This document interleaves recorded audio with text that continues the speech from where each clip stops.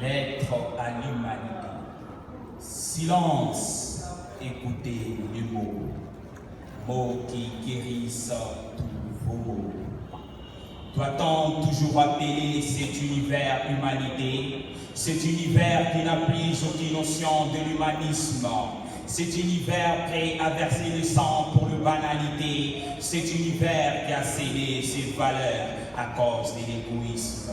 Terrassé par la pauvreté, sur nos peines s'y rajoute la guerre. Assoiffé de la liberté, dans nos veines coule la galère. Depuis le fond des temps, nous nous sommes battus et tus. Ces cruautés deviennent de plus en plus aiguës et nos douleurs s'accentuent.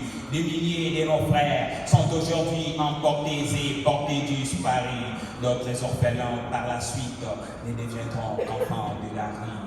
Pourquoi ne pas s'y mettre à rechercher la paix et la tranquillité dans nos sociétés, au lieu de nous livrer dans des hostilités qui n'ont absolument rien de bon à nous rapporter, si ce n'est pas la calamité, les animosités et nous plonger dans le chaos? Pourquoi ne pas donc en remettre le diable dans sa boîte et éradiquer ces fléaux? Quand cesseront ces événements injustes et ces troubles? Jusqu'à quand continueront ces événements funestes et horribles? Pire encore, nous avons perdu la notion de sensibilité et de dignité. Ça nous donne des remords de voir des corps inertes non ensevelis, abandonnés dans leur triste sort.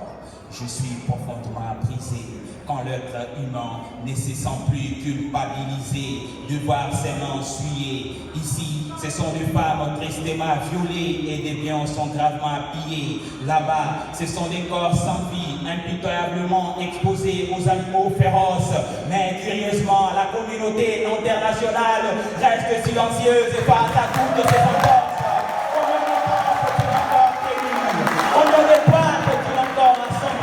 Combien de rêves sont-ils déjà brisés? Combien de sang faut-il encore verser dans cette contrée de l'Est de la RDC qui a su traverser des moments arides, victimes du génocide perpétré par des rebelles en connivence avec ces politiques avides qui nous tuent et nous mettent dans le pétrin à cause des intérêts égoïstes et mesquins. Il faut retentir des coups de balle au quotidien qui laissent des innocentes victimes épargnées.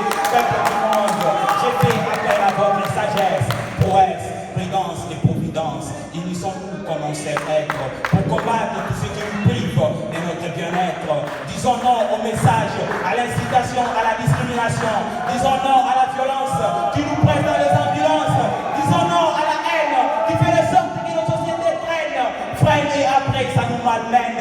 Disons non au conflit qui nous cause des maux superflus. Peu importe nos différences d'épaules, nos croyances, cultivons l'amour jusqu'au bout. L'unité et la piété dans tout, l'indulgence et la tolérance après tout.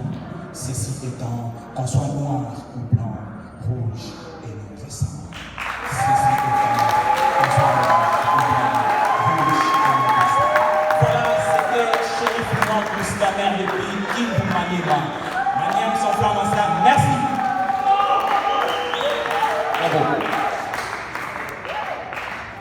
Chérif nous vient de Kindu, dans la province du Maniema.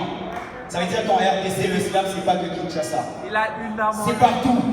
Et il le fait tellement bien. J'aimerais qu'on applaudisse encore bien fort pour Chérif. Alors, mesdames et messieurs, on se dirige petit à petit vers